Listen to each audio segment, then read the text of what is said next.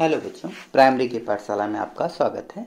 आज हम कक्षा 4 की रेनबो से lesson number 4 here and there को पढ़ेंगे। बच्चों, हियर का अर्थ होता है यहाँ और देयर का अर्थ होता है वहाँ। हियर का प्रयोग नज़दीक की वस्तु को दिखाने के लिए किया जाता है और देयर का प्रयोग दूर की वस्तु को दिखाने के लिए किया जाता है।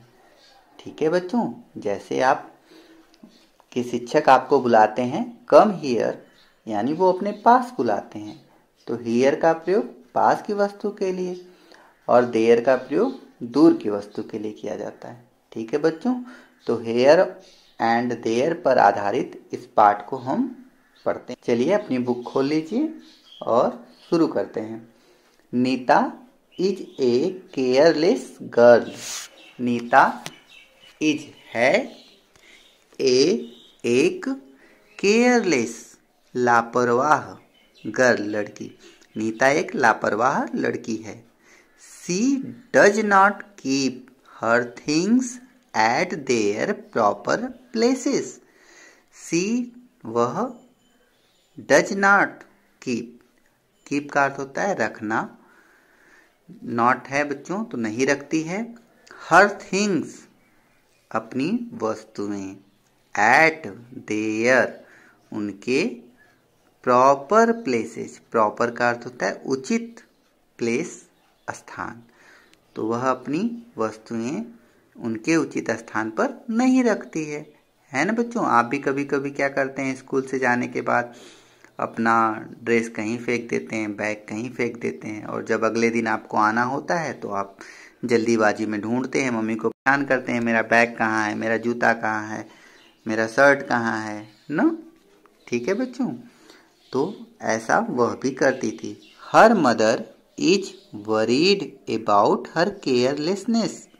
हर मदर उसकी माँ, इज वरीड का अर्थ होता है बच्चों चिंतित होना, चिंता करना, अबाउट हर उसके विषय में, केयरलेसनेस जो उसकी लापरवाही थी उसके विषय में उसकी माँ बहुत ही चिंतित रहती थी।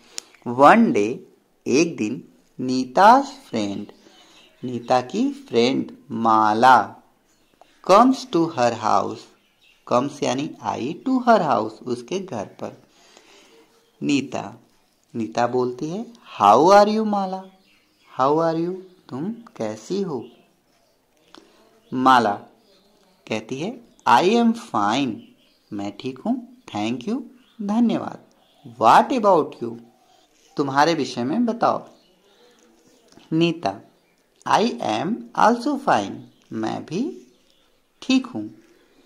माला I came here to take my story book back which I had given to you last week.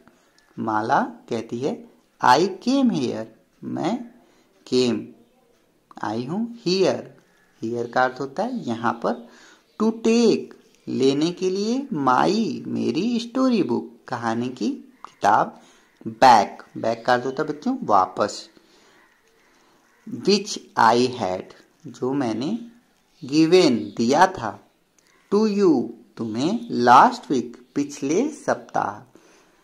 बच्चों माला क्यों आई थी, वह नीता को एक अपनी स्टोरी बुक दी थी जिसे वह लेने आई थी। After searching everywhere, after searching खोजने के बाद, एवरीवेयर चारों तरफ। Neeta I don't remember where I have kept it. Neeta कहती है आई डोंट रिमेम्बर मुझे याद नहीं, वेयर कहाँ, आई हैव केप्ट इट मैं उसे रखा हूँ। Neeta I don't remember where I have kept it. I don't remember का अर्थ होता है बच्चों याद रखना, डोंट रिमेम्बर का अर्थ होता है नहीं, याद नहीं। वेयर जहाँ, कहाँ, आई हैव केप्ट इट मैंने उसे रख दिया था। प्रोबेबली संभवतः, it was here on the table संभवतः यह यहाँ टेबल पर था, मेज पर था। नो नहीं, आई थिंक, मैं सोचती हूँ, it was there in the cupboard, वह वहाँ अलमारी में था। बच्चों यहाँ पर हियर और देयर का प्रयोग हो रहा है। हियर नज़दीक की वस्तु के लिए और देयर कपबोर्ड दूर है तो उसके लिए देयर का प्रयोग हो रहा है। माला, माला कहती है you should keep the things at there proper places. You should keep, you should का अर्थ होता है तुम्हें चाहिए, कीप रखना, द थिंग्स वस्तुओं को, एट देयर प्रॉपर प्लेसेस उनके उचित स्थान पर। शुड आई हेल्प यू, क्या मैं तुम्हारी सहायता करूं? नीता, यस प्लीज, नीता कहती है हाँ कृपया। Mala and Neeta began to keep the things at their proper places. Mala और नीता began शुरू की, to keep the things वस्तुओं को रखना, at their proper places उनके उचित स्थान पर।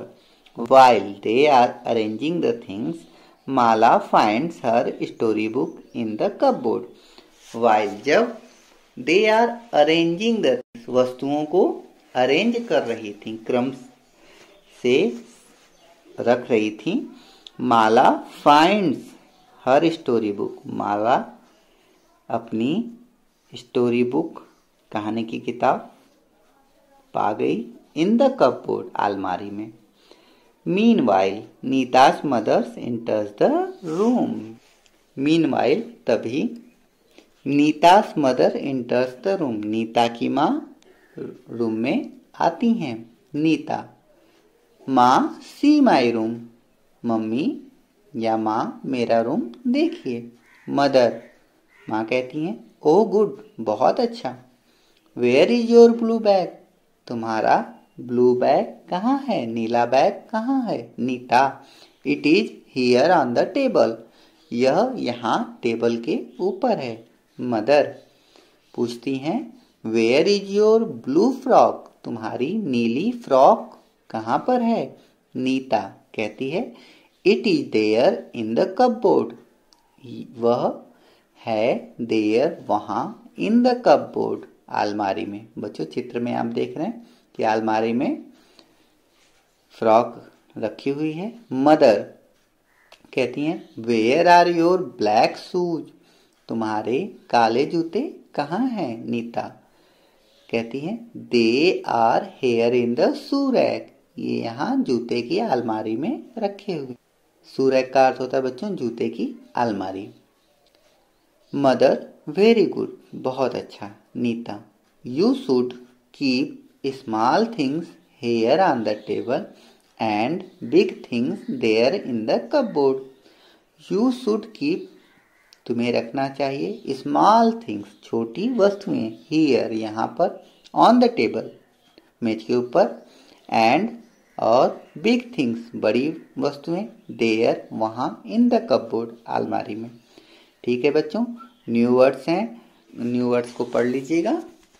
और हमने इस पाठ को पढ़कर इसका हिंदी अर्थ समझ लिया है। आइए अब इसके प्रश्न उत्तर को हम देखते हैं।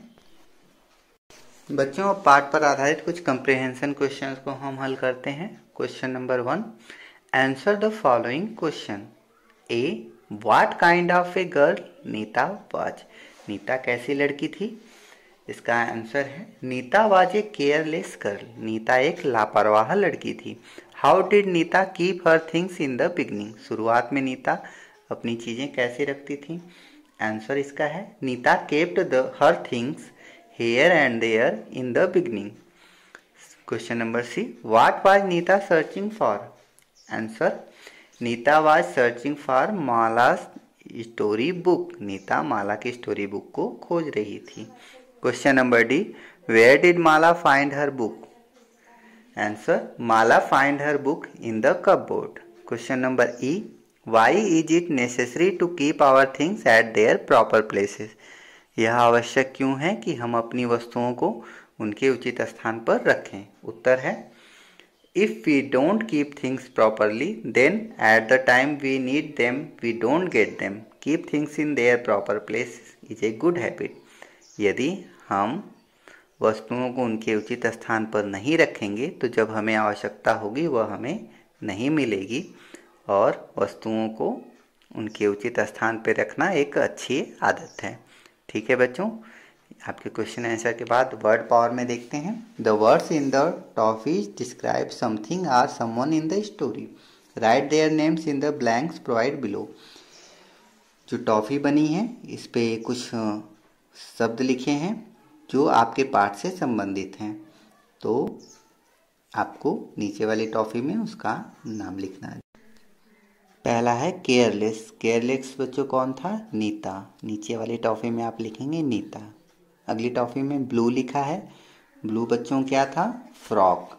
Black shoe. वरीड कौन था? मदर। लैंग्वेज प्रैक्टिस में देखिए, underline the describing words adjective in the following sentence and write them in your notebook. बच्चों यहाँ पर आपको एडजेक्टिव शब्द को ढूंढ के लिखना है। एडजेक्टिव यानी विशेषण, संज्ञा या सर्वनाम की जो विशेषता बताते हैं वही विशेषण होता है। जैसे ए में देखिए, my red frock is here. Frock कैसी है? रेड यानी लाल। इसी तरह नेक्स्ट बी में, your yellow box is there. यहाँ पर येलो को अंडरलाइन कर लीजिए।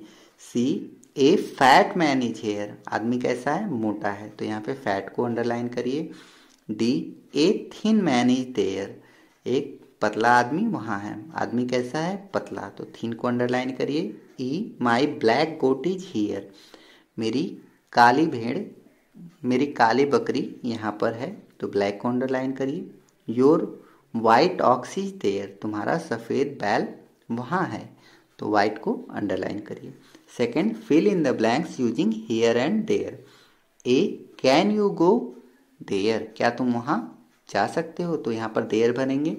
B, can you come. जब कम की बात है तो बच्चों अपने पास बुलाएंगे, तो यहाँ पर हियर भरेंगे। Can you come here. C देखिए, I wish he would be there with me. मैं आशा करता हूँ कि वह मेरे साथ वहाँ होगा, है ना बच्चों? कहीं और होने की बात हो रही है तो वहाँ। I would like to be here with you. मैं यहाँ तुम्हारे साथ रहना पसंद करूँगा। ठीक है बच्चों, आप अपनी कॉपी में प्रश्न उत्तर को उतार लीजिएगा और इस पाठ को दोहरा लीजिएगा। Thank you.